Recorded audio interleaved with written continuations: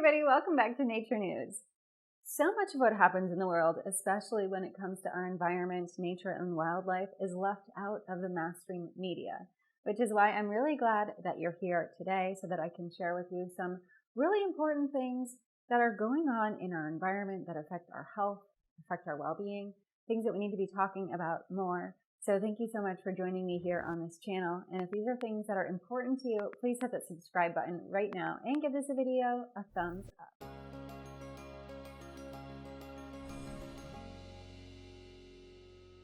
Today I'll be covering a few stories from wind-powered cargo ships to algae and some incredible advancements in wind power. Hey everybody, I'm Alice Ford. I've got a master's degree in environmental management and I love to share my knowledge and curiosity about wildlife and nature. Have you ever seen how big a cargo ship actually is? Well, cargo ships are literally littering the ocean. There are more than 90,000 of them in the ocean at any given time, carrying as many as 6 million containers stuffed with goods. With global trade increasing, more and more ships are needed to transport goods. You might be surprised to know that almost 90% of all non-bulk cargo is actually sent by sea. So next time you purchase bananas from Ecuador or a t-shirt from China, understand that it's probably coming across the ocean on a cargo ship. Now, I'm not innocent myself. There's plenty of things that I buy that aren't made in America. But I've definitely made more of an effort over the last few years to shop locally, to shop at my neighborhood farmer's market, which I did this morning, to purchase things that are made in America. And this goes for everything that you buy. You know, next time you go to the grocery store, check out the different items. I was actually at Whole Foods the other day and they had 2 different kinds of blueberries. One was from Chile and the other one was from California.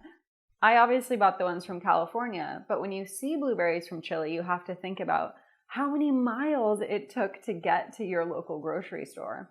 And most of the produce, most of the materials, furniture, things like that that are made in foreign countries are sent on ships that then come to America, hit the roads on trucks, and then finally make their way to you. So why am I talking about cargo ships anyways? Well, that's because they're actually one of the most polluting sectors of the transportation industry. Cargo ships actually represent 10% of global transport emissions. And get this, one cargo ship can actually cause the same health issues as 50 million cars due to the use of low-quality bunker fuel. Plus, there's the risk of oil spills, there's the movement of species through the ballast, and the occasional running aground, which I feel like we've seen more and more of in the last few years. Now, many of these cargo ships are several feet high, hundreds of feet long. They can take up to 2 miles to stop and use 1,600 gallons of fuel per hour. Because cargo ships are generally in international waters, there's little regulation that actually regulates the emission standards of these big vessels. But more ports are starting to enact air quality standards for their areas that these ships have to come into. So there have been some shipping companies that have actually installed scrubbers on the smokestacks of the cargo ships. And what this does is it pulls some of the pollution out, basically traps it. It's then mixed with water. The problem is these ships then dump that water into the ocean. And most of the time, this is happening near shorelines, near cities, and near ports. So it's really bad for the marine life, for local beaches, for local fishermen. And they're basically just taking the emissions that would be in the air and sending them to the water. So we definitely need more emission standards for these big vessels. We need to start pushing that these vessels become more sustainable. And there's a couple companies that are actually starting to lead the way in this. One of them is called Sail Cargo. So Sail Cargo is currently building an emission-free wind and renewable energy-powered ship meant to carry cargo. Their maiden ship, called Seba, will be 45 meters long, sustainably constructed, and 100% emission-free. If you want to learn more about it, you can go to sailcargo.inc. And that's not the only company. Cargill, which is an agriculture company, also hopes to add sails to some of their vessels, which in conjunction with their engines would lower emissions by 30% on their more than 600 ships. They hope to start this pilot program next year, and I hope more companies follow suit. Now, the problem we face in global shipping is that no company is going to innovate in a green way unless it's financially beneficial to them, or if more countries and international waterways start to actually add regulations. So it's going to take a huge multi-country effort to promote change in this industry. But we can all make an effort at home by purchasing more local products and local goods. All right, well, talking about the wind in my sails, there's also been some great advancements in wind power recently. Today, most of our wind power actually comes from large-scale wind farms, which are set up on rolling hills and windswept coastlines. Floating wind farms are also cropping up in deeper waters where the wind is strong.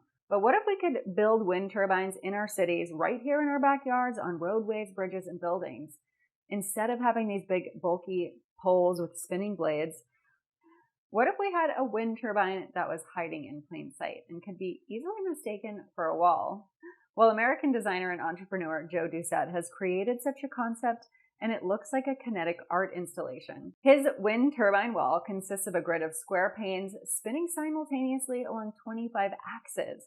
Now, the exact size and format aren't set in stone yet, so variations of the wall could be used anywhere with a decent span, like on the side of a highway or a fence around a building. It could make wind farms even more pervasive.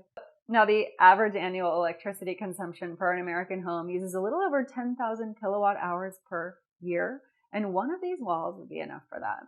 But where Doucette sees true potential is in large-scale commercial buildings and even cities. He says with the added wind boost from trucks, our highways could take care of all our energy needs, and that would be pretty sustainable. Okay, I definitely learned something new with this one. Most of the air we breathe actually comes from algae and other aquatic organisms photosynthesizing sunlight into oxygen. You know, I knew that a lot of it came from plants, but I did not know that we got so much oxygen from algae. So algae can be great, but it can also be terrible because there's a grouping of algae called blue-green algae, and it has toxins in it called cyanotoxins. And these actually do the opposite. They actually suck the oxygen out of the water. So if you've ever been along the shores of a lake or a river and seen fish washing up dead, most of the time this is because of an algae bloom. And these algae blooms suck the oxygen out of the water. It then becomes toxic basically for the marine life to be living in these streams because just because they don't breathe air, they still need the oxygen in the water to survive. The presence of this algae can cause headaches, fever, and even death in many animals and people. These poisonous organisms have been cropping up a lot lately as well. Recently, Beaver Lake in Asheville, North Carolina was closed a few weeks ago after local officials found toxic algae in the water. 3 dogs also died from playing on a beach suspected to be contaminated with toxic algae in the Columbia River of Washington. And over the years, we're hearing about more and more cases of people being sickened by algae, pets dying from algae, and rivers closing of algae. Even the Virgin River, which runs through Zion, which I've talked about in some previous episodes, has been contaminated with toxic cyanobacteria from algae for the last several years. So these types of incidents aren't rare anymore. And a new study from the CDC and prevention estimates that toxic algae sent more than 300 Americans to the emergency room between 2017 and 2019. The surprising thing is that the EPA has no strategy other than monitoring and forecasting these algae blooms. Now, if they took some time to look at the causes, we could find many solutions. It's just that the problem is that almost all of these would require changing rules and regulations around transportation and farming, 2 sectors politicians rarely want to touch. Let's talk about forever chemicals. Well, what in the world is a forever chemical? These are known as PFAS, aka forever chemicals. They're widely used, long-lasting chemicals, components of which break down very slowly over time because of their widespread use and their persistence in the environment. Now, many PFAS are found in the blood of people and animals all over the world and are present at low levels in a variety of food, makeup products, and in the environment. I've got things all over my house with PFAS, and so do you. Anything that's made of plastic, like a phone case or an iPad, probably contains PFAS. A lot of the makeups that we have contain PFAS. A lot of the beauty products, furniture, rugs, they're all around us, and they're actually extremely toxic. And until recently, there was little to no regulations here in America regarding PFAS. Now, the risk to people and the environment is so big with PFAS because even sites that are no longer actively creating or discharging pollutants can still hold and release PFAS for years and years.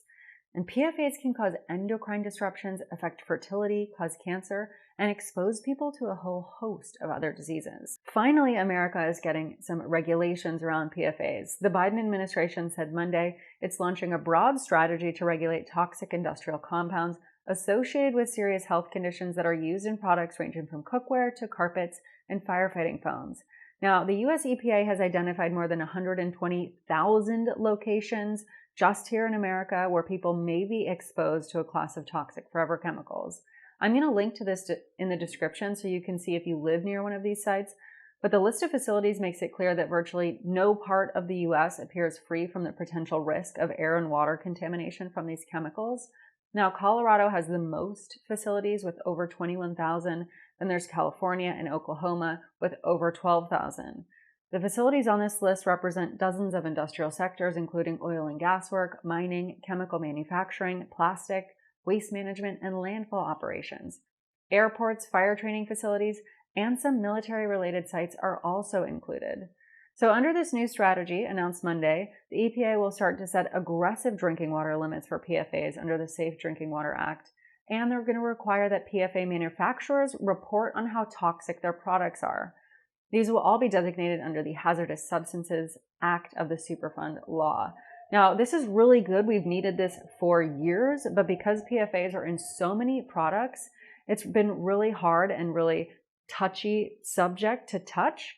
So I'm glad that something is finally happening. If you're worried about PFAS, one of the best things that you can do is get a home water filter. I actually got one called Woter off Amazon. I'll link to that in the description as well. It gets rid of 99% of heavy metals and toxins in your water, and it tastes great too. But that's a great way for you to protect your family and yourself from any sort of pollutants that may be in the water we're drinking. I've got one last story for you today. This one comes out of Mozambique, and it's about my favorite animal, elephants. Well, strangely in Mozambique, there have been elephants being born without tusks. Now, from the 1970s to the 1990s, Mozambique had a civil war, and much of that war was actually funded by poaching tusks from elephants, and they actually killed about 90% of the population in this country. Well, today that population has rebounded to about 700, but the effects of that war and how many elephants they poached had a devastating and strange kind of genetic effect on the elephants. So there had already been a genetic mutation in some of the female elephants that were being born without tusks. It was affecting 18% of the elephants. But because of the war and how many elephants were killed that had tusks, this number grew. Now 33% of the elephants that have been born post that war have had no tusks. So it's really interesting to see like a genetic mutation that was caused by humans and in such a short turnover, because normally these kinds of genetic mutations take generations, and this one happened almost overnight. Now, researchers actually think that this is going to start reversing and elephants are going to be starting to be born with tusks again, that the numbers will go down. So there's a lot of hope here. And the other hopeful thing is that this population of elephants has risen now to 700. It was down to less than under 100. So a really good reversal in the deaths of all these elephants. African elephants are on the endangered species list. They still have a lot of work to do in figuring out how to sustainably get these populations back and stop poaching and stop the difficulties that people have interacting with elephants in a lot of these places. But lots of hope in this story, and all the work that people are doing to help wildlife. I will let you guys go. Thank you so much for joining me in another episode of Nature News. If you're new here, hit subscribe, give this video a thumbs up, and leave a comment down below. I'll see you soon.